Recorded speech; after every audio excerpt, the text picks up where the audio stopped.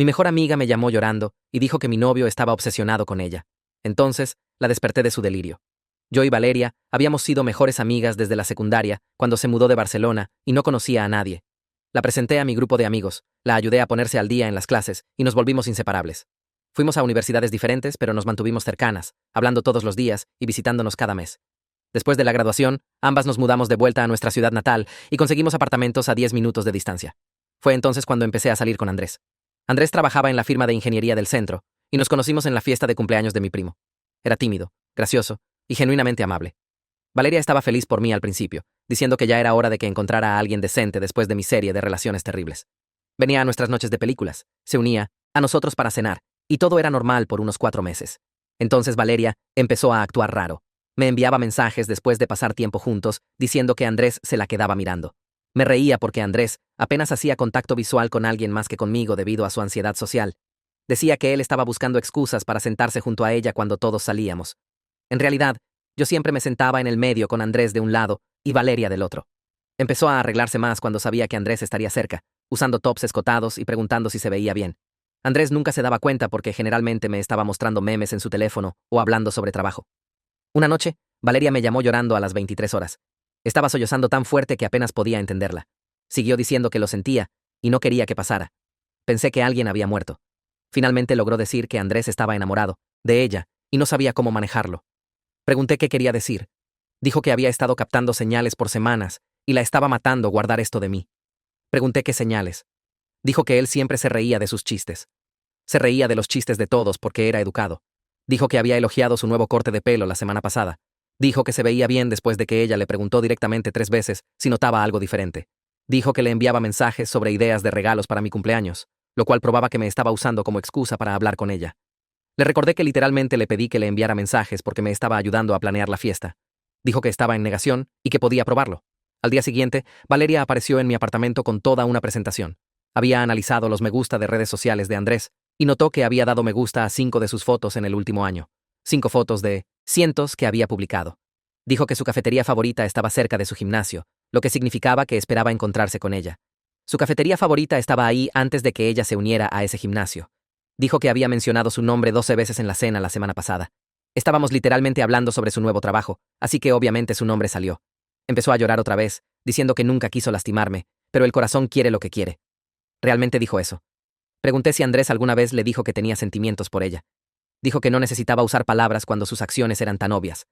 Llamé a Andrés justo ahí en altavoz. Le pregunté directamente qué pensaba de Valeria.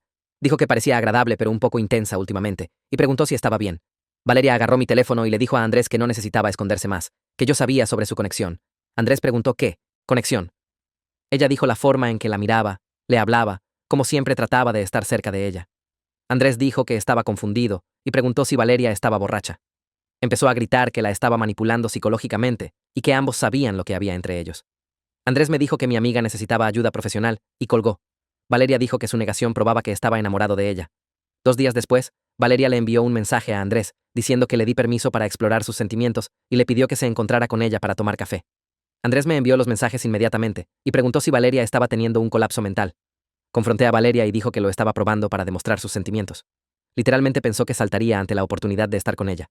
Cuando no respondió a sus mensajes de seguimiento, dijo que se estaba haciendo el difícil. Empezó a aparecer en su trabajo durante el almuerzo. Seguridad tuvo que escoltarla afuera 2 veces. Le dijo al guardia de seguridad que era la novia de Andrés y que yo era la ex loca que no podía dejarlo ir. El guardia llamó a Andrés para confirmar y Andrés dijo que nunca había salido con ella y que llamara a la policía si regresaba. Se unió a su gimnasio y se paraba junto a él en las caminadoras. Él cambió de gimnasio. Ella descubrió cuál era y se unió a ese también. Él empezó a hacer ejercicio en casa. Le contó a todo nuestro grupo de amigos que Andrés estaba enviando señales mixtas y dándole falsas esperanzas mientras se quedaba conmigo por lástima. La mayoría sabía que estaba siendo insana, pero algunos empezaron a cuestionar las cosas porque ella estaba tan convencida. Tuve que mostrarles el mensaje desquiciado que nos había enviado a ambos. El punto de quiebre llegó cuando apareció en la casa de los padres de Andrés durante la cena del domingo. La mamá de Andrés abrió la puerta con sus anteojos de lectura todavía puestos en su nariz, mirando a Valeria con esta sonrisa confundida que no llegaba a sus ojos. Preguntó cómo Valeria conocía su dirección, ya que solo se habían conocido 2 veces antes en cenas casuales. Valeria no respondió. Solo se metió pasándola hacia la casa, diciendo que necesitaba hablar con Andrés sin que yo estuviera ahí manipulando todo. Escuché la voz de Andrés desde el comedor, volviéndose más aguda y en pánico, preguntando a su mamá qué estaba pasando. La silla de su papá se raspó contra el piso mientras se levantó rápidamente. Todavía estaba en mi apartamento cuando mi teléfono vibró con un mensaje de Andrés que solo decía: «Ayuda, está aquí». Y mi estómago se hundió porque sabía exactamente a quién se refería. El papá de Andrés entró al vestíbulo y le dijo a Valeria con voz firme que necesitaba irse ahora mismo. Los ojos de Valeria se llenaron de lágrimas y dijo que solo necesitaba 5 minutos para explicar todo, que Andrés la había estado contactando secretamente y no podía seguir fingiendo. Los padres de Andrés se miraron con estas caras preocupadas porque su hijo estaba literalmente retrocediendo de Valeria hacia la cocina. La mamá de Andrés puso su mano en su hombro y preguntó si estaba bien. Valeria siguió hablando sobre señales y mensajes ocultos, y cómo el amor de Andrés por ella era tan obvio para todos, excepto para su novia controladora. El papá de Andrés repitió que necesitaba irse, esta vez más fuerte. Valeria se sentó en su sofá como si viviera ahí, y dijo que no se iría a ninguna parte hasta que Andrés admitiera sus verdaderos sentimientos. Conduje a la casa de los padres de Andrés pasándome muy por encima del límite de velocidad, mis manos temblando en el volante. Cuando llegué 10 minutos después, Valeria estaba sentada en su porche delantero con los brazos cruzados. La mamá de Andrés estaba parada junto a la puerta viéndose, completamente perdida sobre qué hacer. Valeria me vio salir de mi auto e inmediatamente empezó a hablarle a la mamá de Andrés sobre cómo yo había estado abusando emocionalmente de Andrés por meses. Dijo que lo mantenía alejado de sus amigos, monitoreaba su teléfono y lo hacía sentir culpable por tener cualquier vida fuera de nuestra relación. La mamá de Andrés me miró como si estuviera tratando de entender si algo de esto podría ser verdad. Subí los escalones del porche y Valeria se paró, acercándose justo a mi cara. Dijo que Andrés merecía a alguien que confiara en él, alguien que no necesitara controlar cada segundo de su día. Podía ver las cortinas de los vecinos moviéndose mientras las personas miraban esta escena desarrollarse en una tarde tranquila de domingo. Traté de mantener mi voz calmada y le dije a Valeria que necesitaba ayuda profesional. Se rió con esta risa amarga y dijo que eso es exactamente lo que las personas manipuladoras dicen cuando están perdiendo el control. El papá de Andrés salió con su teléfono en la mano y dijo que estaba llamando a la policía. Toda la cara de Valeria cambió y gritó que yo era la que necesitaba ayuda, que mi inseguridad era tan mala que tuve que inventar toda esta historia sobre ella estando obsesionada. Gritó sobre cómo no podía manejar que Andrés pudiera tener sentimientos por alguien más, alguien mejor. Más vecinos salieron ahora, parados en sus jardines mirando. Un hombre mayor del otro lado de la calle empezó a caminar preguntando si todo estaba bien. Valeria se volteó hacia él y dijo que la ex loca de su novio la estaba acosando. Andrés apareció en la puerta viéndose pálido y exhausto. El vecino se veía confundido, preguntando a Andrés si sabía qué estaba pasando. 2 autos de policía se detuvieron como 5 minutos después. Valeria inmediatamente dejó de gritar y se limpió la cara, cambiando a esta voz calmada y racional que me dio escalofríos porque era tan falsa. Le sonrió al oficial y dijo que había habido un malentendido, que vino a visitar a su novio y sus padres reaccionaron exageradamente. El oficial preguntó quién era el novio y Valeria señaló a Andrés. El oficial caminó hacia Andrés y preguntó directamente si esta mujer era su novia. Andrés dijo: «No, nunca había salido con ella y necesitaba irse». El oficial preguntó si Andrés la quería ahí y Andrés dijo: «Absolutamente no». La cara de Valeria hizo esa cosa donde simplemente se derrumbó como si alguien hubiera entrado y sacado todos sus huesos. Miró a Andrés con estos enormes ojos heridos y dijo que no tenía que mentir más, que entendía que su familia estaba presionándolo. El oficial pidió a Valeria que viniera con él a su auto. Se levantó lentamente, mirando a Andrés todo el tiempo como si estuviera esperando que cambiara de opinión. El oficial tuvo que guiarla físicamente por el codo porque siguió parándose y volteándose. Cuando llegaron a su auto, el oficial habló con ella por algunos minutos mientras su compañero tomó declaraciones de Andrés y sus padres. Valeria finalmente se metió en su auto y encendió el motor. Mientras se alejaba, bajó su ventana y gritó que Andrés estaba cometiendo un error enorme. Gritó que un día se daría cuenta de lo que había renunciado, que vendría arrastrándose cuando se cansara de ser controlado. Su voz se volvió más silenciosa mientras conducía por la calle, pero todavía podíamos escucharla. La mamá de Andrés agarró mi mano y la apretó fuerte. Estaba temblando. Dentro de la casa, Andrés se sentó en el sofá con su cabeza entre sus manos. Todo su cuerpo estaba temblando, y sus padres siguieron preguntando qué diablos acababa de pasar. Me senté junto a Andrés y empecé a explicar desde el principio, desde la noche que Valeria me llamó llorando sobre Andrés, estando enamorado de ella. Les conté sobre la presentación con el análisis de redes sociales, sobre ella apareciendo en su trabajo, sobre el mensaje alegando que le di permiso para que salieran. La boca de la mamá de Andrés se abrió y siguió diciendo que no tenía idea de que Valeria parecía tan normal cuando la conocieron antes. Su papá caminó por la sala volviéndose más enojado mientras yo hablaba. Cuando terminé, su papá dijo que necesitábamos hablar con un abogado lo primero el lunes por la mañana. Dijo que esto ya no era solo drama raro de amigas. Esto era acoso y necesitábamos protección legal. Esa noche, Andrés se quedó en mi apartamento porque ninguno de nosotros quería estar solo. Nos acostamos en la cama, pero ninguno de nosotros podía dormir. Cada sonido nos hizo saltar a ambos. Una puerta de auto cerrándose afuera hizo que Andrés se sentara derecho cuando el gato de mi vecina tiró algo en el pasillo. Salí de la cama antes de darme cuenta de que me estaba moviendo. Alrededor de las 3 de la madrugada, Andrés admitió que tenía miedo de lo que Valeria podría hacer después. Dijo que cada vez que establecíamos un límite o le decíamos que no, solo se volvía más convencida de que tenían esta conexión profunda. Habló sobre cómo se había aparecido en 2 gimnasios diferentes, cómo había dicho a la seguridad en su trabajo que era su novia, cómo genuinamente parecía creer sus propias mentiras. Me di cuenta de que ya no estábamos lidiando con un problema de amistad. Esta era una amenaza real de seguridad y necesitábamos tratarla como tal. El domingo por la mañana, llamé a mi prima Cordelia, que trabajaba en intervención de crisis de salud mental. Respondió en el segundo timbrazo, aunque apenas eran las 8. Le expliqué todo mientras Andrés hacía café en la cocina, sus manos todavía temblorosas. Cordelia escuchó sin interrumpir, y cuando terminé, se quedó callada por un minuto. Luego dijo que el comportamiento de Valeria coincidía con algo llamado erotomania. Explicó que era un trastorno delirante donde alguien cree que otra persona está enamorada de ellos, incluso cuando hay prueba clara de que no lo están. Dijo que las personas con erotomania pueden ser completamente normales en otras áreas de su vida, pero tener esta fijación delirante de la que no pueden liberarse. Pregunté si era peligroso, y la voz de Cordelia se puso seria. Dijo que podía serlo, especialmente cuando el delirio es desafiado. Cordelia explicó que las personas con erotomania interpretan los rechazos como pruebas secretas o evidencia de sentimientos ocultos. Dijo que cuando Andrés le dijo a Valeria que no estaba interesado, el cerebro de Valeria lo retorció en evidencia de que él estaba forzado a negar su conexión. Cada límite que establecíamos, cada vez que decíamos no, solo la hacía más segura. Cordelia nos dijo que necesitábamos documentar absolutamente todo de ahora en adelante. Guardar cada mensaje de voz, escribir cada incidente con fechas y horas.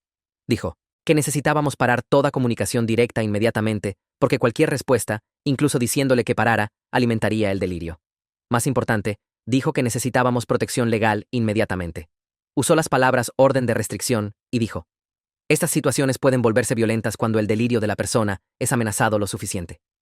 Miré a Andrés parado en la puerta de mi cocina, sosteniendo 2 tazas de café, y vi miedo real en sus ojos. El lunes por la mañana, el papá de Andrés hizo una llamada a alguien llamado Lincoln Abernathy antes de que termináramos el desayuno. Le pasó el teléfono a Andrés, y vi a Andrés asentir, su mandíbula tensa, diciendo: sí, señor, y gracias, como 6 veces. Cuando colgó, su papá dijo que Lincoln podía vernos a las 10 y debíamos traer todo. Agarré mi laptop y Andrés recogió su teléfono mientras su mamá empacó el reporte de policía restante y las declaraciones de testigos en una carpeta. Condujimos a la oficina de Lincoln en el distrito de negocios del centro, un edificio de ladrillo con su nombre en una placa de bronce junto a la puerta. La sala de espera tenía sillas de cuero y revistas que nadie lee jamás, y una recepcionista que sonreía demasiado brillantemente considerando por qué la gente probablemente venía aquí. Lincoln salió exactamente a las 10. Un hombre de tal vez 50 años, usando un traje que se veía caro pero no llamativo. Nos dio la mano con un apretón firme y nos llevó a su oficina, donde ya tenía un blog legal amarillo sobre su escritorio. Nos sentamos frente a él y puse mi laptop entre nosotros mientras Andrés puso su teléfono. Lincoln nos pidió empezar desde el principio y explicar todo. Así que abrí mi laptop y saqué el primer mensaje raro que Valeria me envió sobre Andrés mirándola. Lincoln tomó notas mientras yo hablaba, su pluma moviéndose rápido por el papel amarillo. Le mostré el mensaje donde Valeria dijo que le di permiso para salir con Andrés, y la expresión de Lincoln se endureció. Andrés sacó los mensajes que Valeria le envió directamente pidiendo encontrarse para café y los mensajes de seguimiento cuando no respondió. Lincoln los leyó 2 veces, su boca presionada en una línea delgada. Luego Andrés le mostró los emails de seguridad de su oficina sobre los 2 incidentes donde escoltaron a Valeria afuera, y Lincoln preguntó si podía fotografiarlos con su teléfono. Encontré el reporte de policía de la cena del domingo en mi laptop y volteé la pantalla para que Lincoln pudiera leer todo. Lo revisó lentamente, ocasionalmente haciendo pequeños sonidos en su garganta que no eran exactamente palabras. Cuando terminó de leer, se recostó en su silla y nos miró a ambos con una expresión que no podía leer totalmente. Dijo: teníamos más que evidencia suficiente para una orden de restricción, mucho más que la mayoría de los casos que veía. Luego dijo la palabra que hizo que mi estómago se hundiera: cargos criminales de acoso. Lincoln explicó que lo que Valeria hizo cumplía la definición legal de múltiples maneras: el acoso en el lugar de trabajo, la violación residencial, el contacto repetido no deseado después de que le dijeron que parara. Dijo que el proceso requeriría que Andrés y yo testificáramos sobre incidentes específicos en detalle, fechas y horas, y exactamente qué pasó. Su voz se volvió más seria cuando dijo que Valeria sería notificada formalmente de la presentación de la orden de restricción, y quería que estuviéramos preparados de que esto podía desencadenar otra escalada antes de que las cosas mejoraran. Usó la palabra escalada como si fuera algo normal de esperar, y me di cuenta de que este era su trabajo: ver a las personas en su peor momento y predecir qué cosa terrible podría pasar después. Pasamos las siguientes 3 horas en esa oficina repasando cada incidente individual en orden. Lincoln nos hizo escribir declaraciones detalladas en su computadora, escribiendo exactamente qué pasó con fechas y horas para todo lo que podíamos recordar. Andrés Tuvo que describir la primera vez que Valeria apareció en su gimnasio, cómo se sintió cuando la vio en la caminadora junto a él, aunque había 20 máquinas vacías. Escribió lentamente, parándose cada pocas oraciones para respirar, y podía ver sus manos temblando ligeramente sobre el teclado. Escribí sobre la noche que me llamó llorando, la presentación que hizo con el análisis de redes sociales, el momento en que agarró mi teléfono para hablar directamente con Andrés. Lincoln hizo preguntas específicas sobre cada incidente, como, ¿alguien más fue testigo de esto? ¿Le dijiste explícitamente que parara? ¿Te sentiste amenazado o asustado? Algunas de las preguntas se sentían obvias, pero Lincoln dijo que las cortes necesitaban todo explicado claramente, sin suposiciones sobre qué alguien quería decir o sentía. Andrés llegó a la parte sobre Valeria uniéndose a su segundo gimnasio, después de que él cambió y dejó de escribir completamente por un minuto. Lo vi mirar la pantalla antes de que finalmente escribiera, que lo hizo sentir violado, como si ningún lugar fuera seguro, como si ella siempre lo fuera a encontrar sin importar qué hiciera. Lincoln asintió y dijo que ese era exactamente el tipo de detalle que el juez necesitaba escuchar. Para cuando terminamos, me dolía la espalda de estar sentada en la misma silla, y Andrés se veía completamente agotado. Lincoln imprimió todo y nos hizo revisarlo una vez más, luego firmar en la parte inferior de cada página. Dijo que presentaría la petición para una orden de restricción de emergencia lo primero el miércoles por la mañana, y deberíamos esperar que Valeria fuera notificada con papeles dentro de 48 horas de eso. Esa tarde, mi teléfono sonó mientras Andrés y yo estábamos comiendo sándwiches en mi auto afuera de una gasolinera. Era Mayra, y sonaba molesta antes de decir hola siquiera. Me dijo que Valeria se había aparecido en su apartamento esa mañana llorando y diciendo que Andrés había hecho que su familia la amenazara con abogados. Mira dijo, Valeria alegaba que nos estábamos confabulando contra ella porque Andrés no quería admitir sus sentimientos públicamente, y sus padres lo estaban ayudando a esconder la verdad. Podía escuchar la incertidumbre en la voz de Mira, como si estuviera empezando a cuestionar la versión que Valeria había estado contando a todos. Me preguntó directamente si eso era verdad, si la familia de Andrés realmente había amenazado a Valeria. Le dije, no. Valeria irrumpió en su casa durante la cena del domingo y llamaron a la policía, lo cual no era una amenaza, sino una respuesta legal a alguien rompiendo la ley. Mayra se quedó callada por unos segundos, y cuando habló otra vez, su voz era diferente, más pequeña. Dijo que estaba empezando a darse cuenta de que la versión que Valeria le contó podía no ser precisa. Mencionó pequeñas cosas que no habían tenido sentido, como cómo Valeria decía que Andrés le enviaba mensajes constantemente, pero nunca podía mostrar los mensajes reales, o cómo la cronología de eventos seguía cambiando dependiendo de cuándo Valeria contaba la historia. Sentí esta mezcla de alivio de que Mira finalmente estuviera cuestionando las cosas, y enojo de que hubiera tomado tanto tiempo, que Valeria hubiera logrado controlar la narrativa por semanas, mientras Andrés y yo lidiábamos con acoso real. Le dije a Mayra que le enviaría toda la evidencia que acabábamos de dar a Lincoln. Me estacioné en un estacionamiento para poder concentrarme, y empecé a reenviar capturas de pantalla de los mensajes de Valeria a Andrés. Los donde dijo que le di permiso para que salieran juntos. Los donde le pidió encontrarse después de que él ya había dicho no. Envié los reportes de incidentes de seguridad de la oficina de Andrés, que documentaban ambas veces que la escoltaron afuera. Envié el reporte de policía del domingo, con las notas del oficial sobre Valeria, negándose a dejar la propiedad y alegando que estaba ahí para hablar con su novio, lo cual Andrés tuvo que corregir diciendo que nunca había salido con ella. Mayra no respondió por casi 10 minutos, y me quedé ahí viendo los 3 puntos aparecer y desaparecer en la pantalla de mi teléfono. Finalmente, me llamó de vuelta en lugar de enviar mensajes. Dijo que se sentía mal por haber dudado de mí, que realmente se había preguntado si tal vez yo estaba siendo controladora o celosa como Valeria sugería.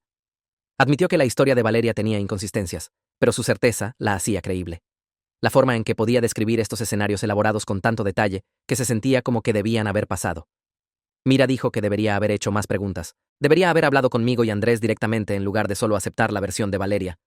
Le dije que estaba bien, aunque parte de mí todavía estaba enojada porque entendía cuán convincente podía ser Valeria cuando creía sus propios delirios tan completamente.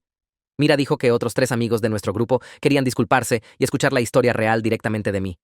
Sugirió que nos encontráramos en la cafetería de la calle principal al día siguiente, en algún lugar público y neutral. Sentí esta extraña mezcla de emociones, alivio de que finalmente estuvieran escuchando, pero también frustración de que hubiera tomado abogados y reportes de policía para que tomaran esto en serio. Acordé encontrarlos a las 2 de la tarde, y después de que colgué, Andrés se estiró y apretó mi mano. No dijo nada, pero podía ver en su cara que sentía la misma mezcla complicada de vindicación y agotamiento. Al día siguiente, entré a la cafetería y vi a Mayra sentada en una mesa grande en la esquina con otros 3 amigos de nuestro grupo. Todos se veían incómodos, moviéndose en sus asientos y no haciendo contacto visual cuando me senté por primera vez. Abrí mi laptop y saqué la cronología que había creado para Lincoln, cada incidente con fechas y descripciones. Volteé la pantalla para que todos pudieran ver y empecé a explicarles cronológicamente. Sus caras cambiaron mientras leían, yendo de inciertas a impactadas a horrorizadas. Cuando llegaron al mensaje donde Valeria alegaba que le di permiso para salir con Andrés, Mayra literalmente se quedó sin aliento. Dijo que Valeria les había dicho que Andrés le envió ese mensaje a Valeria como una prueba para ver si realmente se encontraría con él, lo cual era el completo opuesto de la realidad. Les mostré la respuesta de Andrés, donde me reenvió el mensaje de Valeria inmediatamente preguntando si estaba teniendo un colapso. Una de las otras amigas, una chica llamada Sara, puso su mano sobre su boca y negó con la cabeza. Otra amiga admitió que Valeria había estado enviando mensajes privados a cada una de ellas, con versiones ligeramente diferentes de los eventos. Sara dijo que Valeria le dijo que Andrés confesó sentimientos durante un evento de trabajo, pero le dijo a Mira que se había aparecido en su apartamento, y le dijo a alguien más que habían estado enviando mensajes secretamente por meses. Ninguna de ellas había comparado notas hasta ahora porque Valeria específicamente pidió a cada persona mantener privadas sus conversaciones, diciendo que estaba avergonzada y no quería que todos supieran sus asuntos. Se dieron cuenta ahora de que había estado manipulándolas controlando el flujo de información, asegurándose de que nadie pudiera juntar las piezas de que sus historias no coincidían. Un tercer amigo, un chico llamado Marcus, dijo que Valeria le había pedido que me espiara y reportara qué estaba diciendo sobre Andrés. Había pensado que era raro en ese momento, pero Valeria lo presentó como si estuviera preocupada por mí y quisiera asegurarse de que estuviera bien. Dijo que se sentía como un idiota ahora por no haber visto a través de ello. El grupo de amigos se quedó ahí por otra hora hablando de todo, y al final, todos acordaron cortar contacto con Valeria completamente. Mayra dijo que proporcionarían declaraciones de testigos si Lincoln las necesitaba, documentando cómo Valeria trató de manipularlos y difundir información falsa sobre Andrés. Se sentía validante tenerlos finalmente entendiendo y creyéndome, pero también se sentía profundamente triste. Todo nuestro círculo social se estaba fracturando, dividiéndose en personas que nos apoyaban y personas que tendrían que cortar lazos con Valeria. La Valeria que conocí por 15 años, la chica que se mudó de Barcelona y no conocía a nadie, a quien ayudé con la tarea e invité a todo, se sentía como una completa extraña, ahora. No la reconocía en la persona que se aparecía en gimnasios y lugares de trabajo y cenas dominicales, que creaba narrativas falsas elaboradas y las creía tan completamente que podía convencer a otros. Cuando dejé la cafetería, me sentí más liviana y más pesada al mismo tiempo, aliviada de tener apoyo, pero de luto por la amistad que nunca regresaría. El miércoles por la mañana, Lincoln llamó para decir que había presentado la orden de restricción de emergencia en el tribunal. Explicó que Valeria sería notificada con papeles dentro de 48 horas, significando que alguien se aparecería en su apartamento o lugar de trabajo y le entregaría documentos legales oficiales. Dijo que deberíamos esperar que ella nos bombardeara con disculpas o escalara con enojo cuando se diera cuenta de que esto era legalmente serio. Que el sistema judicial ahora estaba involucrado, y esto ya no era solo drama de amigas. Nos dijo que no respondiéramos a ningún intento de contacto sin importar qué dijera. Que cualquier respuesta resetearía el reloj de acoso y potencialmente debilitaría nuestro caso. Dijo que documentáramos todo, guardáramos cada mensaje y mensaje de voz y email. Notáramos cada vez que pasara por nuestros apartamentos o se apareciera en algún lugar donde estuviéramos. Su voz era calmada pero firme cuando dijo que los próximos días eran críticos, que este era cuando las personas con delirios o aceptaban la realidad o se intensificaban más. Le agradecí y colgué. Luego inmediatamente le dije a Andrés lo que Lincoln dijo. Ambos sentimos esta extraña anticipación, como esperar una tormenta que sabíamos estaba llegando, pero no podíamos predecir exactamente cuándo golpearía. Esa noche, mi teléfono empezó a sonar alrededor de las 8 de la noche, y no paró. El nombre de Valeria seguía apareciendo en la pantalla una y otra vez, cada llamada yendo al buzón de voz cuando no contestaba. Lincoln había sido claro sobre no responder, sobre no darle ninguna abertura para alegar que todavía estábamos en contacto o que yo estaba alentando su comportamiento. Vi las notificaciones acumularse. 17 llamadas perdidas en 2 horas, y cada una se sentía como un peso físico presionando en mi pecho. Andrés se sentó junto a mí en el sofá, mirando su propio teléfono, su mandíbula tensa mientras se desplazaba por emails de trabajo, tratando de distraerse del zumbido constante viniendo de mi dispositivo. Los mensajes de voz se acumularon en mi bandeja de entrada, pequeños números rojos subiendo más y más alto. Y parte de mí, desesperadamente, quería escuchar, porque en algún lugar de mi cerebro todavía creía que mi amiga real podría estar ahí en algún lugar, podría decir algo que haría que todo esto tuviera sentido. Pero ahora sabía mejor. Sabía que la Valeria dejando esos mensajes no era la chica que había conocido desde la secundaria, y escuchar solo me lastimaría más sin cambiar nada sobre la situación en la que estábamos atrapados. La mañana siguiente, el teléfono de Andrés se iluminó con un mensaje de Quentin en el trabajo. Vi su cara ponerse pálida mientras lo leía. Luego volteó la pantalla hacia mí sin decir nada. Valeria se había aparecido en su edificio de oficinas otra vez, aparentemente pensando que podía simplemente entrar y ver a Andrés como si nada hubiera pasado, como si Lincoln no hubiera presentado papeleo legal y le hubiera advertido que se mantuviera alejada. Seguridad la reconoció inmediatamente de los incidentes previos y llamó a la policía antes de que llegara siquiera a las puertas del vestíbulo.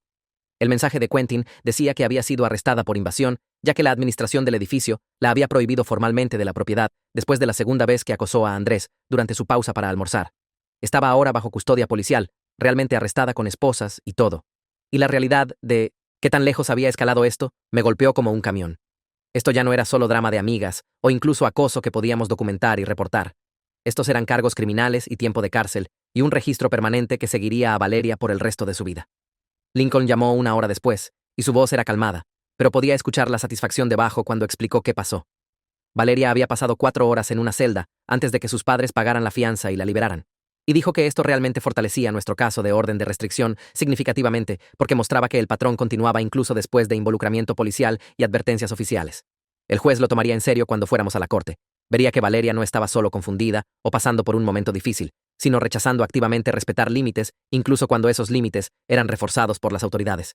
Nos dijo que siguiéramos, documentando todo, guardar cualquier mensaje o llamada o intentos de contacto, porque cada pieza de evidencia hacía nuestro caso más fuerte y mostraba que genuinamente necesitábamos protección legal de alguien que no pararía por sí sola.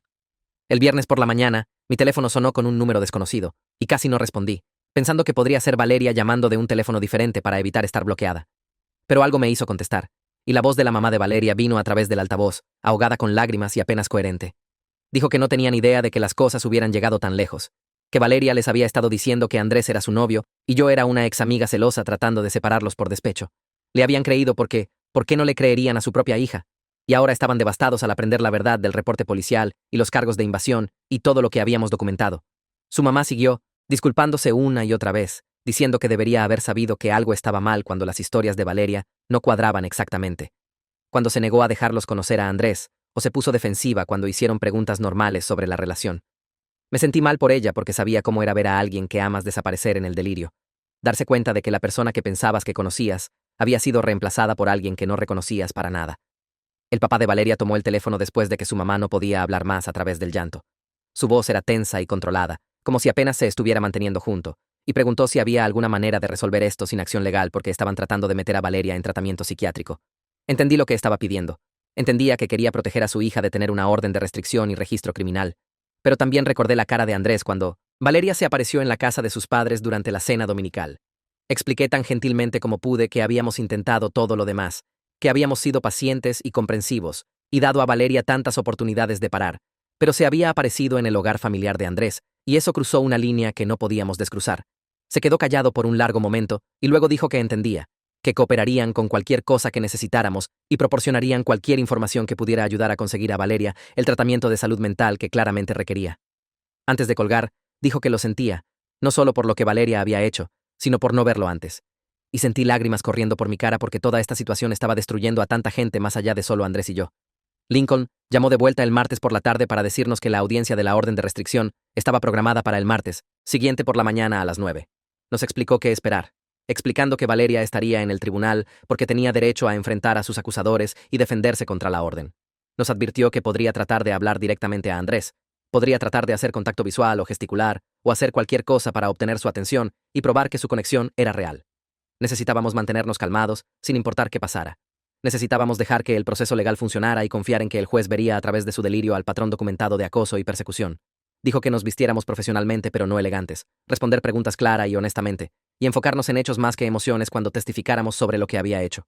Su voz era firme y tranquilizadora. Pero podía decir que nos estaba preparando para qué tan difícil iba a ser esto, para tener que enfrentar a Valeria en persona y recontar todo lo que había hecho mientras se sentaba ahí mirándonos. Ese fin de semana, Andrés y yo apenas dejamos mi apartamento, ordenando comida para llevar y viendo películas que ya habíamos visto, porque ninguno de nosotros podía concentrarse en algo nuevo. Ambos estábamos emocionalmente agotados, drenados de semanas de estrés constante y miedo, mirando por encima del hombro a donde fuéramos. Andrés siguió disculpándose como si esto fuera de alguna manera su culpa por ser educado con mi amiga, por reírse de sus chistes y elogiar su corte de pelo cuando preguntó directamente, por todo el comportamiento amistoso normal que su cerebro había retorcido en prueba de amor secreto. Me rompía el corazón, porque no había hecho absolutamente nada malo. Solo había sido su usual yo amable y socialmente ansioso, y ahora estaba cargando culpa por algo que existía solo en el delirio de Valeria. Le dije una y otra vez que no era su culpa, que la enfermedad mental no necesita una razón o causa. Pero podía ver que no me creía completamente todavía. El domingo por la noche, finalmente cedí a la tentación que había estado peleando toda la semana y escuché uno de los mensajes de voz de Valeria. Me arrepentí inmediatamente. Deseé poder no escuchar su voz sollozando diciendo que sabía que Andrés estaba forzado a hacer esto por su familia controladora, que su amor era probado como Romeo y Julieta o algún otro romance trágico. Dijo que lo esperaría sin importar cuánto tomara, que el amor real podía sobrevivir cualquier cosa, incluyendo órdenes de restricción e interferencia familiar y separaciones temporales. Su voz tenía esta calidad soñadora, como si estuviera narrando una película en su cabeza, en lugar de hablar sobre vida real con consecuencias reales. Y me sentí enferma escuchando cuán completamente creía la realidad falsa que había construido. Borré el mensaje de voz y bloqueé su número en otro nivel más. Luego me quedé sentada ahí, sintiéndome sucia y triste y enojada todo junto. Cordelia se apareció en mi apartamento esa tarde con comida tailandesa y una expresión determinada. Había tomado tiempo para ayudarnos a prepararnos mentalmente para la audiencia, explicando en su voz calmada y profesional que enfrentar a Valeria en la corte podría ser más difícil de lo que esperábamos, porque las personas delirantes pueden ser muy convincentes en su realidad falsa. Creen lo que están diciendo completamente sin duda o vacilación, y esa convicción puede hacer que otros cuestionen lo que saben que es verdad. Dijo que necesitábamos mantenernos fundamentados en hechos, en la evidencia documentada y declaraciones de testigos y reportes policiales más que ser arrastrados a la historia emocional que Valeria contaría. Practicó preguntas con nosotros, nos hizo recontar incidentes clara y específicamente, y nos recordó que el juez había visto casos como este antes y sabría qué buscar en alguien experimentando erotomania. El lunes por la noche no podía dormir sin importar cuán cansada estuviera. Mi cerebro se negaba a apagarse mientras yacía ahí mirando mi techo. Seguí pensando sobre Valeria de la secundaria, que se había mudado de Barcelona y no conocía a nadie. Cuán asustada y sola se había visto ese primer día hasta que la invité a sentarse con mi grupo de amigos en el almuerzo. Recordé ayudarla a ponerse al día en clases, presentarla a todos, prometer que siempre seríamos amigas, sin importar qué, porque eso es lo que las mejores amigas hacían. El dolor de perder a esa persona a la enfermedad mental me golpeó en ondas, rodando sobre mí hasta que estaba llorando de una manera que no me había permitido desde que empezó esta pesadilla completa. Andrés me sostuvo mientras sollozaba, no diciendo nada porque no había nada que decir, y lloré por la amistad que había formado quien era por 15 años, pero nunca existiría otra vez en ninguna forma que reconociera. El martes por la mañana, me desperté con mi estómago en nudos porque hoy era la audiencia, y tendría que ver a Valeria en persona por primera vez, desde esa noche en la casa de los padres de Andrés. Llegamos al tribunal 40 minutos temprano, porque Andrés quería estar preparado, y Lincoln nos había dicho que llegáramos con tiempo de sobra en caso de que hubiera problemas de último minuto. El edificio era esta vieja estructura de ladrillo en el centro, con pisos de mármol que hacían eco a cada paso y hacían que todo se sintiera más serio y oficial de lo que estaba lista. Lincoln nos encontró en el vestíbulo, usando un traje oscuro y cargando una carpeta de cuero gruesa con papeles. Y nos explicó qué pasaría paso a paso para que supiéramos qué esperar. Nos sentamos en un banco de madera en el pasillo fuera del tribunal y seguí viendo gente pasar, preguntándome si alguna de ellas estaba pasando por algo similar o si nuestra situación era tan loca como se sentía. Andrés sostuvo mi mano y su palma estaba sudando, lo que me hizo sentir ligeramente mejor, porque al menos no era la única que estaba nerviosa. Exactamente a las 9:30, vi a Valeria venir alrededor de la esquina con una mujer en un traje gris que debía ser su defensora pública. Valeria había rizado su pelo y estaba usando un vestido azul con tacones como si fuera a un brunch en lugar de una audiencia de orden de restricción. Y cuando vio a Andrés, toda su cara se iluminó con esta sonrisa esperanzada que me dio escalofríos. Lo miró como si fuera su novio, a quien no había visto en semanas, y estaba tan emocionada de finalmente estar cerca otra vez, ignorando completamente el hecho de que estábamos literalmente en la corte porque no lo dejaría en paz. Andrés apretó mi mano tan fuerte que dolió, y volteó su cuerpo ligeramente lejos de ella, y podía sentirlo temblando junto a mí. La abogada de Valeria trató de guiarla al tribunal, pero Valeria siguió, mirando hacia atrás a Andrés por encima del hombro, con esa misma expresión soñadora, y quería gritarle que esto no era una película romántica. Era vida real, con consecuencias reales. Entramos al tribunal y nos sentamos en una mesa del lado izquierdo, mientras Valeria y su defensora se sentaron a la derecha. Y todo el tiempo que estuvimos esperando al juez, Valeria siguió robando miradas a Andrés y sonriendo como si estuvieran compartiendo algún chiste privado. El juez entró y todos se pararon, y era esta mujer mayor con pelo gris recogido en un moño que se veía cansada y como si hubiera visto todo tipo de caso imaginable. Lincoln se paró y empezó a presentar nuestra evidencia de esta manera calmada y organizada que hizo que todo sonara aún más perturbador cuando se expuso cronológicamente. Le mostró al juez copias impresas de los mensajes de Valeria a Andrés, donde dijo que le había dado permiso para salir con él. Luego los reportes de seguridad del edificio de 1900 oficinas de Andrés, documentando las 2 veces que había sido escoltada afuera. Luego, el reporte policial de cuando se apareció en la casa de sus padres. Llamó a Quentin como testigo, y Quentin describió ver a Valeria en el vestíbulo de la oficina múltiples veces buscando a Andrés, y cuán incómodo hizo a todos en su departamento. Trajo a nuestros amigos mutuos, que habían sometido declaraciones escritas sobre cómo Valeria les había contado diferentes versiones de eventos para evitar que compararan notas y se dieran cuenta de que estaba mintiendo. La defensora pública de Valeria era esta mujer joven que se veía cada vez más incómoda mientras Lincoln siguió acumulando evidencia. Y durante un receso, pidió hablar con Valeria privadamente en el pasillo. A través de la puerta del tribunal, podía escuchar la voz de Valeria volviéndose más fuerte y más molesta, insistiendo que la evidencia estaba mal interpretada y que Andrés solo tenía miedo de admitir sus sentimientos públicamente. Cuando regresaron, la defensora se veía derrotada y los ojos de Valeria estaban rojos de llorar. Pero todavía tenía esta terquedad en su mandíbula, como si se negara a aceptar lo que estaba pasando. El juez llamó a Valeria al estrado y caminó allá con sus hombros hacia atrás y su cabeza alta. Y me di cuenta de que genuinamente pensaba que esta era su oportunidad de finalmente hacer que todos entendieran la verdad como la veía. Empezó a hablar sobre cómo ella y Andrés habían desarrollado esta conexión profunda durante los meses, describiendo largas conversaciones que sabía como hecho que nunca habían pasado porque yo estaba literalmente ahí durante la mayoría de sus interacciones. Dijo que Andrés la miraría a través de la mesa durante cenas grupales con tal anhelo en sus ojos, que encontraría excusas para enviarle mensajes sobre cosas aleatorias solo para tener contacto con ella, que mencionaba su nombre constantemente porque no podía dejar de pensar en ella. Habló con convicción tan completa como si estuviera describiendo memorias que eran absolutamente reales para ella. Y finalmente, entendí cómo había logrado convencer a algunos de nuestros amigos inicialmente, porque no estaba mintiendo en su mente. Verdaderamente creía cada palabra.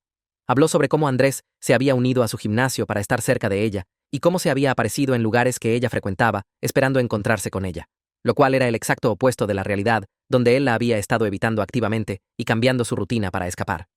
El juez estaba tomando notas, y su expresión se mantuvo neutral, pero vi sus ojos entrecerrarse ligeramente. Cuando Valeria describió una conversación donde Andrés supuestamente confesó sus sentimientos, y Lincoln inmediatamente sacó el calendario de trabajo de Andrés, mostrando que había estado en una junta durante el tiempo que Valeria alegaba que esto pasó, Valeria ni siquiera parecía molesta por la contradicción, solo dijo que la junta debió haber sido en un día diferente porque recordaba la conversación tan claramente. Cuando Lincoln le preguntó sobre el mensaje donde Andrés explícitamente dijo que no estaba interesado, Valeria sonrió y dijo que era solo él siendo cauteloso porque estaba preocupado por lastimarme, que podía ver la verdad real en cómo la miraba cuando pensaba que nadie estaba viendo. El juez le pidió que se bajara y llamó a Andrés a testificar, y podía ver sus manos temblando mientras caminaba al estrado. Su voz era silenciosa al principio, y el juez tuvo que pedirle que hablara más fuerte, y describió cuán asustado se había sentido cuando Valeria empezó a aparecerse en su trabajo y su gimnasio. Habló sobre cambiar toda su rutina, mirar por encima del hombro constantemente, sentirse inseguro en lugares que solían ser partes normales de su día. Dijo que había dejado de salir con amigos porque estaba preocupado de que se apareciera, que había empezado a tener ansiedad sobre dejar su apartamento porque nunca sabía dónde podría aparecer después. Su voz se quebró cuando habló sobre la noche que se apareció en la casa de sus padres, y cuán violado se sintió de que hubiera rastreado su dirección e invadido el hogar de su familia. Todo el tiempo que Andrés estaba hablando, estaba viendo la cara de Valeria, y estaba sonriendo. Realmente sonriendo como si estuviera declarando su amor, en lugar de describir cuánto miedo y estrés le había causado. Tenía esta mirada suave y soñadora en sus ojos, como si estuviera viendo una escena romántica en una película, completamente desconectada de la realidad de lo que realmente estaba diciendo. El juez también lo notó, porque siguió mirando a Valeria con esta expresión cada vez más preocupada. Cuando Andrés terminó de testificar, el juez pidió a Valeria que se parara, y la miró directamente y preguntó con una voz muy clara, y firme, si Valeria entendía que Andrés no quería ningún contacto con ella. La sonrisa de Valeria no vaciló, y dijo que lo que Andrés dice y lo que realmente siente son dos cosas diferentes, que puede ver la verdad en sus ojos, incluso cuando sus palabras dicen algo más, que su conexión va más profundo de lo que puede ser expresado en un ambiente de tribunal. La expresión del juez fue de preocupada a dura en unos 2 segundos y dijo que había escuchado suficiente. Concedió una orden de restricción de 3 años, requiriendo que Valeria se mantuviera a 500 metros de mí, de Andrés, de ambos nuestros apartamentos, de ambos nuestros lugares de trabajo y del hogar de los padres de Andrés. La cara de Valeria se arrugó y empezó a llorar, diciendo que el juez no entendía, que todo esto era un error enorme, que ella y Andrés solo necesitaban tiempo para resolver las cosas sin interferencia. Su abogada puso una mano en su brazo tratando de calmarla. Pero Valeria siguió hablando, su voz volviéndose más fuerte y más desesperada, mientras insistía que el amor real no podía ser detenido por un pedazo de papel. El alguacil se adelantó y la abogada de Valeria la guió físicamente hacia la salida, mientras todavía estaba llorando y protestando. Salimos al pasillo del tribunal y me sentí temblorosa con alivio y agotamiento, como si hubiera estado conteniendo la respiración por semanas, y finalmente pudiera soltarla. Los padres de Valeria estaban esperando afuera del tribunal y se acercaron a nosotros viéndose completamente destrozados. Su mamá tenía lágrimas corriendo por su cara y siguió disculpándose, diciendo que no tenían idea de que las cosas hubieran llegado tan lejos porque Valeria les había dicho que Andrés era su novio, y yo solo estaba celosa. Su papá se veía como 10 años mayor que la última vez que lo había visto en una parrillada hace 6 meses, y dijo que la estaban llevando para una evaluación psiquiátrica, completa ese día porque claramente algo estaba muy mal. Podía ver que también estaban de luto, llorando a la hija que pensaron que conocían y tratando de aceptar a esta extraña que la había reemplazado. Su mamá se estiró como si quisiera abrazarme. Luego se retiró y dijo que lo sentía tanto por todo lo que Valeria nos había hecho pasar. Se asegurarían de que recibiera la ayuda que necesitaba. Caminaron hacia donde Valeria estaba parada con su abogada cerca de los elevadores, y los vi poner sus brazos alrededor de ella mientras lloraba en el hombro de su mamá. Lincoln nos apartó y explicó que violar la orden de restricción era una ofensa criminal que resultaría en arresto inmediato y posible tiempo de cárcel. Dijo que necesitábamos documentar cualquier intento de contacto, sin importar cuán pequeño, guardar cada mensaje o mensaje de voz o mensaje de redes sociales y reportarlo a la policía inmediatamente.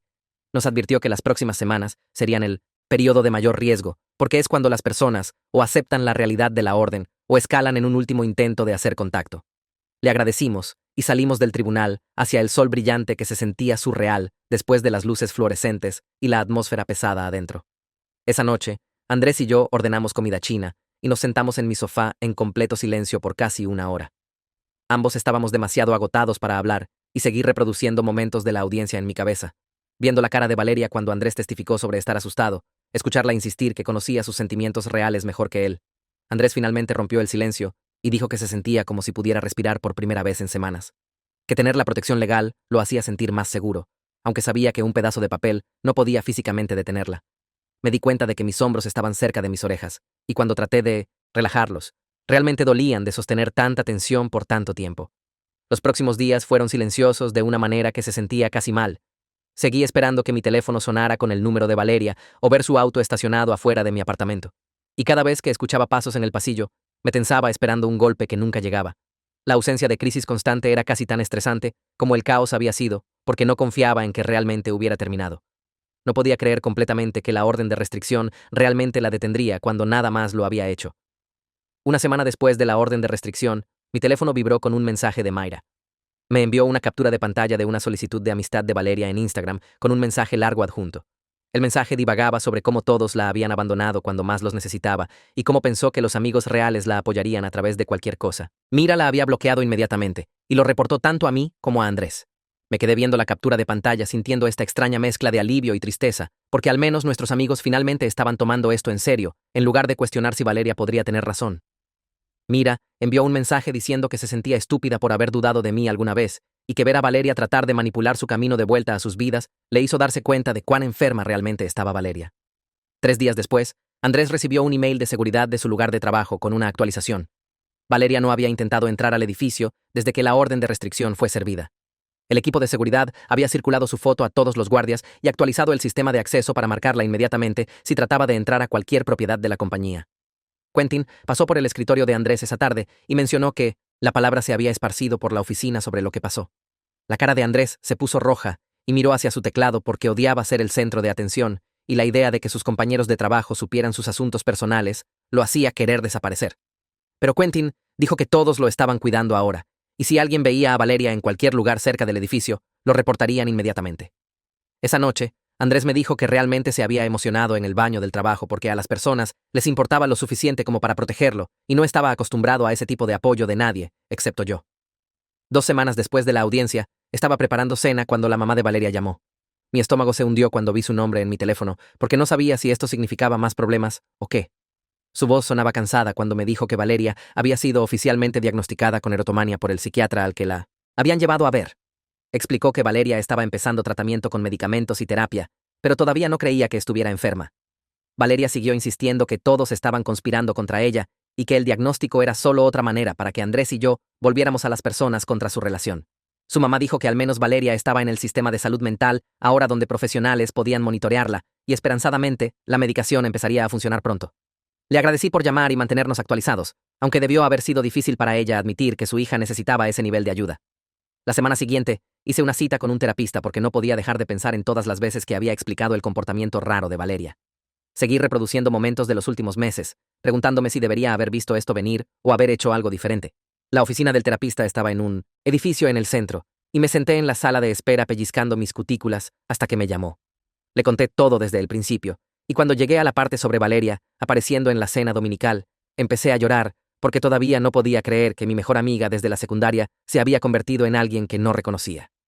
El terapista explicó que los trastornos delirantes pueden emerger en la adultez temprana, y no había nada que pudiera haber hecho para prevenirlo. Dijo que el cerebro de Valeria estaba creando una realidad falsa que se sentía completamente real para ella, y ninguna cantidad de amistad o intervención de mi parte habría detenido ese proceso. Ayudó a escuchar eso, pero no borró completamente los «¿qué hubiera pasado si?» que siguieron corriendo por mi cabeza a las 3 de la madrugada.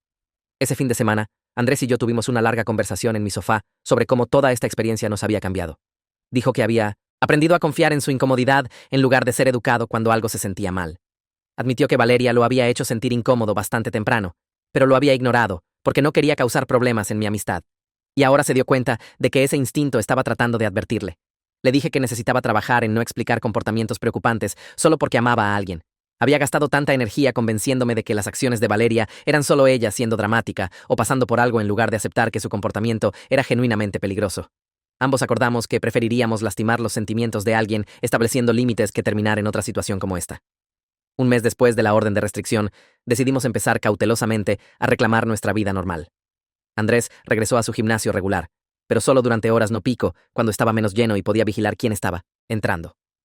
Empecé a encontrarme con amigos en nuestra cafetería usual, en lugar de evitar lugares que Valeria pudiera conocer. Se sentía raro al principio, porque seguí mirando por encima del hombro esperando verla parada ahí mirándonos.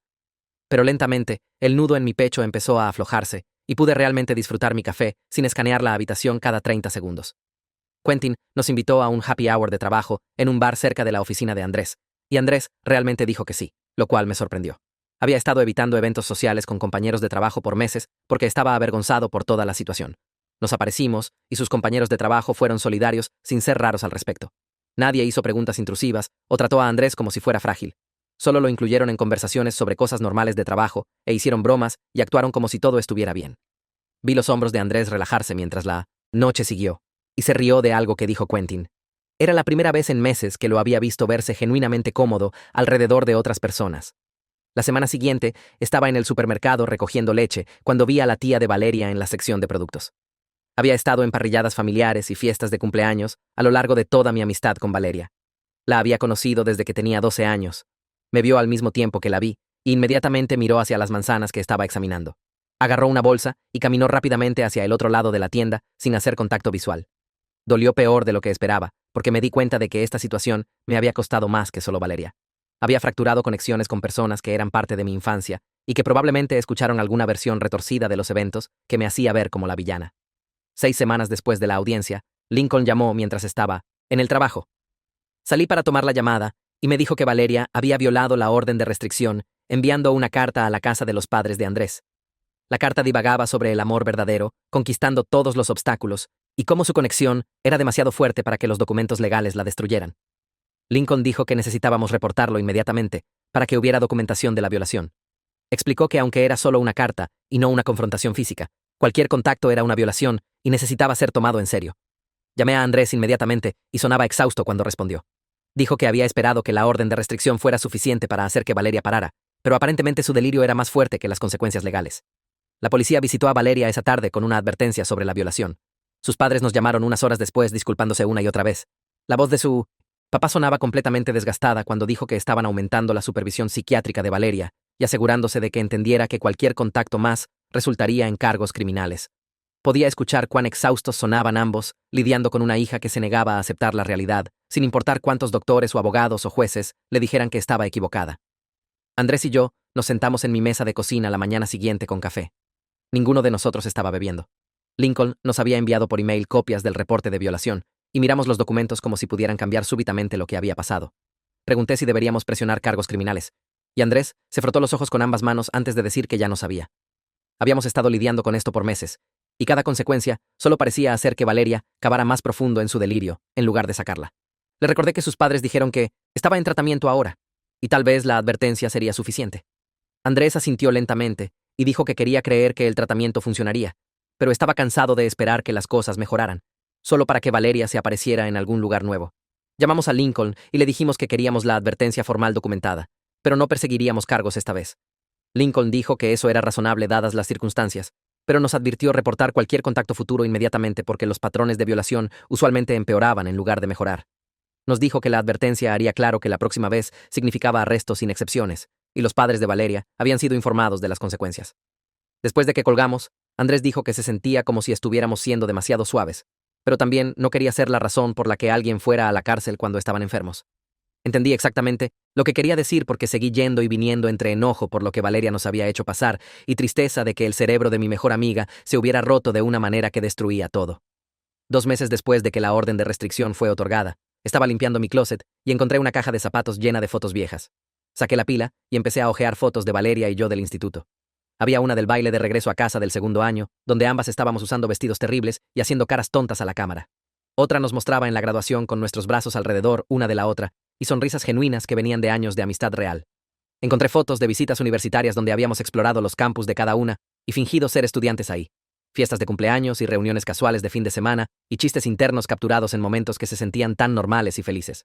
Me senté en el piso de mi habitación rodeada de evidencia de una amistad que solía ser real y empecé a llorar.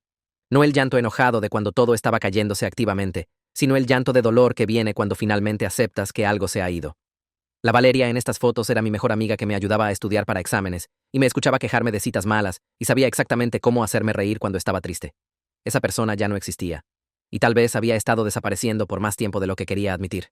Miré una foto de nosotras de la secundaria justo después de que nos conocimos, y me pregunté si había habido señales incluso entonces que perdí, o si la enfermedad mental a veces simplemente pasa sin advertencia. Mi terapista siguió diciendo que no podría haber prevenido esto, pero sentarme ahí con 15 años de amistad, esparcidos alrededor de mí, hizo difícil creerlo. Mi siguiente sesión de terapia pasó 3 días después de que encontré las fotos. Le dije a mi terapista sobre llorar por las fotos, y me preguntó qué me puso triste sobre verlas.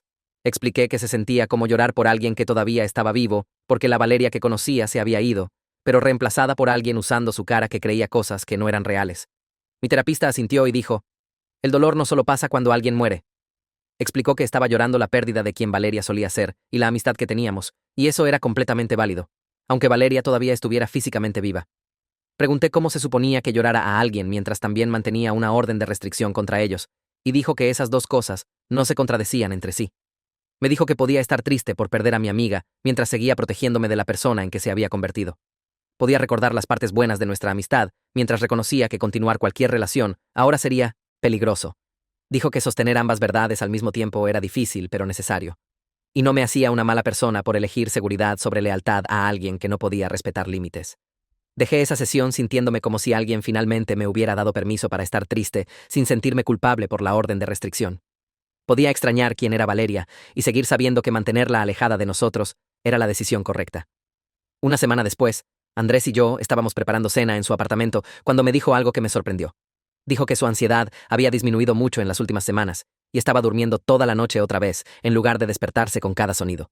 Me di cuenta de que había notado que parecía más relajado, pero no lo había conectado con la ausencia de amenaza constante. Explicó que por meses había estado mirando por encima del hombro donde fuera que fuera, revisando su auto por señales de que alguien había estado cerca y temiendo su viaje al trabajo porque nunca sabía si Valeria estaría esperando en algún lugar. Ahora podía ir al trabajo sin escanear el estacionamiento primero. Podía ir al gimnasio sin preguntarse si se aparecería en la caminadora junto a él. Podía visitar a sus padres sin preocuparse por encontrarla en su porche. Lo vi cortar vegetales con manos firmes y me di cuenta de cuánta tensión había estado cargando que me había acostumbrado a ver. Sus hombros ya no estaban encorvados y ya no estaba constantemente revisando su teléfono por notificaciones de números desconocidos. Le dije que estaba contenta de que pudiera respirar otra vez y dijo que le hizo darse cuenta de cuánto estrés habíamos estado viviendo ambos por meses. No había pensado en mi propio estrés, tanto porque estaba enfocada en protegerlo. Pero escucharlo describir el alivio de la normalidad me hizo notar que me sentía más ligera también. Ya no estábamos saltando a las sombras, y eso se sentía como recuperar parte de nuestras vidas. 3 meses después de la orden de restricción, me reuní con Mira y otros 2 amigos de nuestro grupo en una cafetería. Habíamos estado tratando de reconstruir nuestras amistades después de todo lo que pasó con Valeria, y lentamente empezaba a sentirse normal otra vez. Nadie mencionó a Valeria directamente, pero había este entendimiento entre nosotros de que todos habíamos aprendido algo de perder las señales de advertencia. Mira habló de un chico con el que había estado saliendo que le daba una sensación rara, y en lugar de ignorarla como podría haber hecho antes, hizo preguntas directas y confió en su instinto cuando sus respuestas no cuadraban. Otra amiga mencionó que había estado leyendo sobre tácticas de manipulación porque se sentía estúpida por haber creído las diferentes versiones de eventos de Valeria. Me di cuenta de que todo nuestro grupo de amigos había sido cambiado por lo que pasó, y todos éramos más cuidadosos ahora sobre tomar a las personas en su palabra sin evidencia. Ya no hablábamos mucho de Valeria porque no había nada nuevo que decir, y repasar solo hacía que todos se sintieran incómodos. Pero a veces, alguien haría referencia a algo que pasó antes, y todos tendríamos este momento de entendimiento compartido sobre cuán diferentes eran las cosas ahora. Nuestro grupo se había asentado en una nueva normalidad que no incluía a Valeria, y probablemente nunca lo haría otra vez. Era triste de cierta manera, pero también se sentía estable y seguro, y estaba agradecida de que estos amigos se hubieran quedado después de que todo se volviera complicado. 4 días después, recibí un mensaje de texto de un número que no reconocía. Mi estómago se hundió antes de abrirlo siquiera, porque números desconocidos significaban violación potencial y más drama legal. Pero cuando leí el mensaje, era de la mamá de Valeria, usando un nuevo número de teléfono. Dijo que quería actualizarme sobre el tratamiento de Valeria y preguntó si estaba dispuesta a escucharlo. Llamé a Andrés antes de responder y decidimos juntos que escuchar actualizaciones de sus padres era diferente del contacto con Valeria misma. Envié un mensaje de vuelta diciendo que estaba dispuesta a escuchar y la mamá de Valeria me llamó en minutos. Su voz sonaba cansada, pero también cautelosamente esperanzada, cuando explicó que Valeria estaba respondiendo a la medicación y empezando a tener momentos de claridad. Pregunté qué significaba eso, y dijo que Valeria había dejado de insistir que Andrés estaba enamorado de ella, lo cual era progreso enorme, aunque pareciera algo pequeño. Explicó que Valeria todavía luchaba por aceptar responsabilidad completa por lo que pasó, y a veces regresaba a pensar que todos estaban contra ella. Pero había momentos ahora donde Valeria reconocía que sus pensamientos sobre Andrés no estaban basados en la realidad, y eso era más progreso de lo que habían visto en meses. Pregunté si Valeria había dicho algo sobre mí, y su mamá hizo una pausa antes de decir que Valeria recordaba nuestra amistad, pero no podía reconciliar la persona que recordaba con la persona que obtuvo una orden de restricción. Le dije que entendía y le agradecí por la actualización. Después de que colgamos, sentí esta mezcla complicada de alivio de que Valeria pudiera estar mejorando, y tristeza de que incluso con tratamiento, podría nunca entender completamente lo que nos había hecho pasar. El domingo siguiente, los padres de Andrés nos invitaron a cenar. Me sentí nerviosa manejando a su casa, porque la última vez que habíamos estado ahí, Valeria estaba sentada en su porche negándose a irse. Pero cuando llegamos, todo estaba calmado y normal. Su mamá abrió la puerta con una sonrisa, y su papá estaba en la cocina haciendo el asado favorito de Andrés. Nos sentamos en la misma mesa del comedor, donde la crisis había pasado meses atrás, pero esta vez hablamos de cosas regulares como el trabajo de Andrés y el club de lectura de su mamá y planes para las fiestas. Su mamá había hecho puré de papas exactamente como le gustaba a Andrés, y había pastel de manzana de postre. Reímos de cosas tontas, y su papá contó historias de Andrés de niño que hicieron que todos se rieran. Toda la noche se sintió pacífica de una manera que parecía casi milagrosa, después de meses de caos y miedo. Cuando nos íbamos, la mamá de Andrés me abrazó fuerte y susurró que estaba contenta de que estuviéramos seguros. Ahora, manejando a casa, me di cuenta de cuánto había extrañado las cenas familiares normales, donde el estrés más grande era si habría suficiente postre. La ausencia de crisis se sentía como el regalo más grande que alguien podría habernos dado. 4 meses después de la audiencia, Andrés me sorprendió sugiriendo que hiciéramos un viaje de fin de semana a la playa. No habíamos dejado la ciudad desde que todo empezó con Valeria, porque quedarse local se sentía más seguro y podíamos responder rápidamente si algo pasaba. Pero Andrés dijo que estaba cansado de dejar que el miedo controlara nuestras decisiones, y quería hacer algo normal que las parejas de nuestra edad hacían. Acepté inmediatamente porque había estado deseando un descanso de todos los lugares atados al acoso. Manejamos 3 horas a un pueblo costero donde ninguno de nosotros había estado antes y nos registramos en un pequeño hotel cerca del agua. Caminar en la arena esa primera tarde se sintió increíblemente liberador porque Valeria no sabía que estábamos ahí y no podía aparecerse inesperadamente. Podíamos simplemente existir sin constantemente escanear nuestros alrededores por amenazas. Esa noche, cenamos en un restaurante de mariscos, y Andrés parecía más relajado de lo que lo había visto en casi un año. Hablamos de cosas que no tenían nada que ver con órdenes de restricción o audiencias de tribunal o enfermedad mental. Hicimos planes para otros lugares que queríamos viajar y qué queríamos hacer el próximo verano. Se sintió como reclamar nuestra relación de la sombra que el delirio de Valeria había proyectado sobre todo. En nuestro segundo día en la playa, Andrés y yo estábamos caminando por la orilla cuando se detuvo y se volteó para mirarme. El sol se estaba poniendo detrás de él y su expresión era seria, pero no preocupada. Dijo que había estado pensando mucho sobre nuestra relación y lo que quería para nuestro futuro. Sentí mi corazón acelerar porque las conversaciones serias podían ir en cualquier dirección. Pero entonces, sonrió y dijo que quería seguir adelante en lugar de dejar que lo que pasó nos definiera para siempre. Habló de tal vez mudarnos juntos el próximo año, cuando mi contrato de arrendamiento terminara. Mencionó lugares donde quería viajar conmigo y cosas que quería que experimentáramos juntos. Dijo que estaba cansado de tomar decisiones basadas en miedo y quería empezar a construir la vida que realmente queríamos, en lugar de la que el acoso de Valeria nos había forzado. Sentí lágrimas en mis ojos, pero buenas esta vez, porque también quería todas esas cosas. Habíamos pasado tanto tiempo en modo supervivencia que casi había olvidado que se suponía que estuviéramos construyendo algo juntos. Parar ahí en la playa con Andrés, hablando sobre nuestro futuro, se sintió como regresar a la vida después de meses de solo tratar de pasar cada día. Manejando a casa de la playa el domingo por la tarde, me di cuenta de que algo había cambiado dentro de mí. Por primera vez en meses, me sentí realmente emocionada sobre el futuro, en lugar de solo aliviada de que cada día pasara sin incidentes. El trauma de todo lo que pasó siempre sería parte de nuestra historia, y probablemente siempre tendría momentos de mirar por encima del hombro o sentirme ansiosa cuando viera a alguien que se pareciera a Valeria. Pero sentada en el auto con Andrés, discutiendo qué muebles mantendríamos si nos mudáramos juntos y debatiendo si queríamos una habitación o dos, entendí que lo que pasó no tenía que ser toda la historia. Podíamos decidir qué venía después, y ese poder se sentía significativo después de meses de reaccionar a los delirios de alguien más. La orden de restricción todavía tenía más de 2 años restantes, y Valeria todavía estaba en tratamiento con un resultado incierto. Pero Andrés y yo estábamos construyendo algo que nos pertenecía solo a nosotros, y eso se sentía como retomar el control de nuestras vidas. 5 meses después de que la orden de restricción empezó, mi teléfono sonó mientras estaba preparando desayuno, y el identificador de llamadas mostró que era su papá. Mi estómago se hundió porque no habíamos hablado desde el pasillo del tribunal, cuando se disculpó por no ver las señales antes. Respondí, y sonaba cansado, pero menos en pánico que la última vez que hablamos. Me dijo que quería darme una actualización sobre cómo iban las cosas con el tratamiento. Su voz era cuidadosa, como si estuviera preocupado por molestarme, pero dijo que algo había cambiado en las últimas semanas que se sentía significativo. Finalmente había aceptado que necesitaba ayuda profesional, en lugar de insistir que todos los demás estaban equivocados. Explicó que estaba trabajando con un psiquiatra especializado en trastornos delirantes, y el doctor la había puesto en medicación que parecía estar ayudando. El progreso era lento, y todavía había días malos donde volvían viejos patrones de pensamiento, pero estaba empezando a entender que lo que creía sobre Andrés no estaba basado en la realidad. Me quedé ahí sosteniendo el teléfono y sintiendo esta extraña mezcla de alivio y tristeza, porque parte de mí se había preguntado si alguna vez mejoraría.